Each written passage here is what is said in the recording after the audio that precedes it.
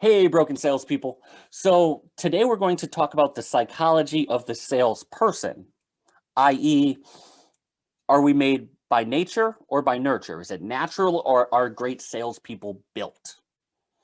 That's what we're discussing on this episode of the Broken Salespeople podcast.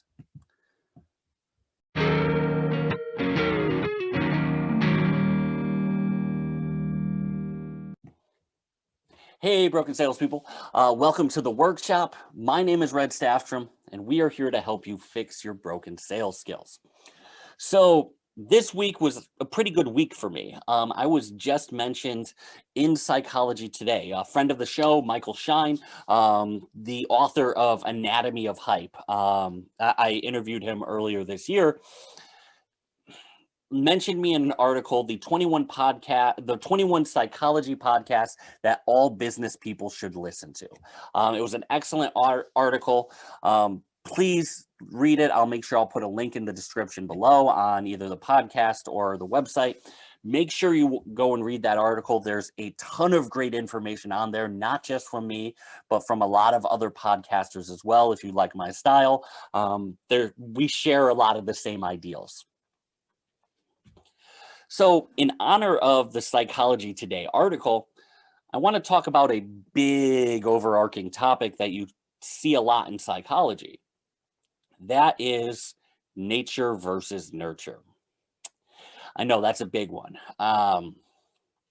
So let me say this to start, like preempt everything else. Obviously, both of these play a part in who you are and your ability to sell. If I did not believe that there was some ability to nurture sales skills, I would not host a sales podcast. I feel like that should be obvious. If I thought that everything was predetermined as soon as you come out and you're 8 pounds and 6 ounces, there would be 0 point to me hosting these kinds of trainings. My job is to help nurture the abilities as well. What I want to talk about today is some of the ways your nature, some of the biological things may impact your ability to do sales. So I've broken this down into 3 ways that your nature and your early childhood development can help or hurt you make sales. None of these things are insurmountable, but these 3 things I think dictate the style of sales that you use, your ability to sell, all of that kind of stuff. So let's break them down. 1, I'm going to say introversion versus extroversion. This may not impact your ability to make sales, but it may impact the kind of sales you are best at. 2 is listening/empathy. And 3 is your ability to simplify great ideas, simplify complex ideas. So let's start with introversion versus extroversion. So I've talked about this before. Both introverts and extroverts can make great salespeople. Doesn't matter which you are. But it may matter what field you'll be better suited for. Me as an introvert, I am better with relationship long-term based sales as opposed to heavy prospecting style sales. A large number of conversations is not what I need. It drains me. However, a small number of deep conversations where we're diving into real problems can invigorate me. Every human being, no matter how much they pretend, needs other people. They need that emotional touch. But the way that people need it and the way that people get it can be different. The way Carl Jung explained it is introverts recharge by being alone. Extroverts recharge by being in a group. Think about your Friday nights, end of a busy week. Do you want to go to a bar with your friends, or do you want to sit alone and play video games? Neither is the wrong option, but you need to know which appeals to you more at the end of that busy week. I'm the introvert. I like to be in the basement. I like that quiet room. That's just the way I recharge. Now, in terms of the interpersonal reactions, whether you're an introvert or an extrovert, both of us need the same amount of human interaction, but the depth and the breadth are the difference. Think of it as a puddle versus a well. See, an introvert likes their interactions to be a well. They like them to be compact and deep. They don't want a ton of people around, but they want very deep relationships. They want to have those deeper conversations, those non-superficial conversations. They don't want to talk about, well, what did you think of the game last night? Crazy weather we're having. They want to talk about, what are your greatest fears? They want to talk about strategy. They want to talk about these big ideas that they can talk, that they could break down. They like deep, deep conversations. Meanwhile, an extrovert likes a large amount of conversations. Think puddle. These conversations can be shallower, but they make it up in volume from the sense of speaking, having those shallow conversations with dozens or hundreds of people. They're still having the same human interaction in order to be comfortable, but one is a deeper level of a human interaction as opposed to a bunch of shallow interactions. So why do I mention this in nature nurture? Well, being an introvert or being an extrovert has been found more or less to be more about your nature than your nurture. We don't set out to raise introverts or extroverts. Well, we may set out to, but we usually fail. One of my favorite studies I ever read or heard about, I should say, I didn't read the whole study, was by a man by the name of Jerome Kagan from Harvard. He did a study where he found that you could predict whether a baby is going to grow up to be an introvert or an extrovert as early as 4 months. 4 months old, you could figure out whether the baby is going to be introvert or extrovert. And it comes down to their reactivity. See, high reactive babies, babies who are a little more colicky, babies who start screaming every time there's a loud noise, baby who's overly jiggle and gyrate when you tickle them. These are high reactive babies. And by high reactive, you could almost interchange that with hypersensitive. These hypersensitive babies can't take these high levels of stimulation. They don't dislike the stimulation, but the high levels can be troubling. They'll start kicking more, they'll start crying more, they'll start all of those different things. Meanwhile, the extrovert babies tend to underreact or not react to the stimulus because they're comfortable in these loud situations, in these high stimulus situations. My daughter Flynn is 8 months old as of this week, in fact. She likes loud punk music. I'm willing to bet she's going to be an extrovert. So what does this have to do with nature nurture, whether you're going to be a great salesperson? Well, doesn't really mean whether you're going to be a great salesperson or not.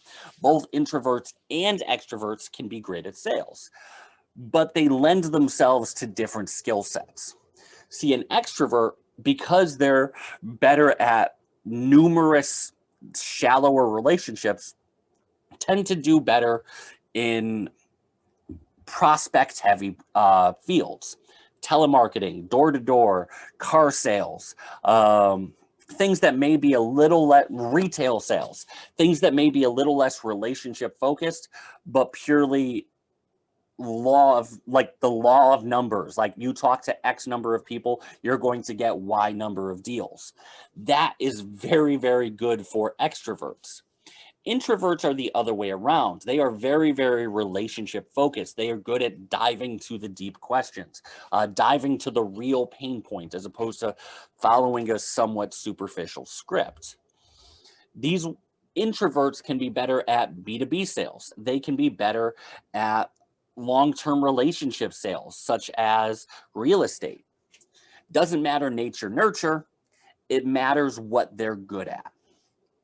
So now let's talk about the second point, psychology, nature nurture, listening and empathy. Now, this can be impacted from very early childhood education, very early childhood development, let me say.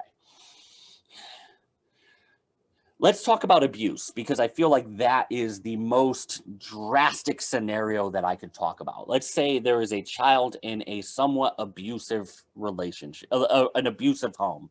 A lot of yelling, a lot of screaming, maybe some beating, whether it's psychological or whether it's physical abuse. Let's just talk about those because it's the easiest to understand. If you grew up around traumatic people, you've probably started to learn as a survival mechanism the signs of that trauma, the signs of that person having too much.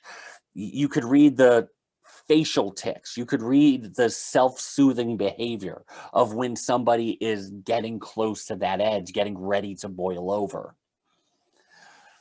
When you think about that, that can work very well in a sales scenario because you can spot those very trouble points, those pressure points that your customers are under.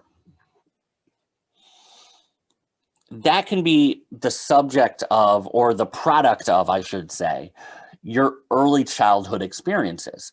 Now, what great salespeople do is they listen and they empathize. They study body movements. They see the signs before anyone else shows them to them. They can see those landmines to avoid a lot further than people who don't have that history behind them. It's a lot easier to know what a punch to the face looks like after you've been punched in the face. Once you start seeing your customer clam up a little bit, change their body language, start exhibiting that self-soothing behavior of crossing their arms, scratching their face, playing with their hair. These are self-soothing behaviors because something is making them uncomfortable. Growing up in a slightly more traumatic fashion, even though it's not purely nature nurture and it's not pure nature, it's probably outside of your control, but it can help make you a great salesperson because you're seeing potential landmines that other people aren't. The last point I want to talk to about in terms of nature nurture is the ability to simplify complex ideas. Now, this is something that I believe is more or less 100% nature. And I'm going to give you a reason why. I want you to think about an apple. An apple. Now, most of you probably thought something slightly different when I mentioned think about an apple. Some of you thought of the taste. Some of you thought of the smell. Some of you thought of a story that involved apple picking with a favorite relative. Some of you pictured an apple, that you actually visually pictured an apple. And even within that visual, there are people who have different levels of visualization. Some can picture that apple perfectly, as if it's drawn by one of the greatest artists of our times. There are other people picturing that apple as if it was drawn by a 5-month-old child. There is a wide discrepancy in terms of what people see or hear in their head versus their ability to actually articulate it. Even within psychology, there are people who don't have an inner monologue. Don't have an inner monologue. There are people who can't see pictures in their head. They don't think spatially that way. Depending on your product, that may be the most important thing in the world. You need to be able to articulate and explain how these things work. If you are selling a product that appeals spatially, you need to be able to explain spatial interactions. If you sell a product that is emotional, that affects, that ripples out, you need to explain that in a very simple way in order to get your client, your prospect to understand it. But you may be at a disadvantage if that's not the way you think. I tend to think very much in terms of stories, in terms of space. I don't have the pictures in my head are not perfect. They're not, I can't remember every line, every dot. I don't think that crisply. I'm still seeing it on an old cathode tube TV in my head.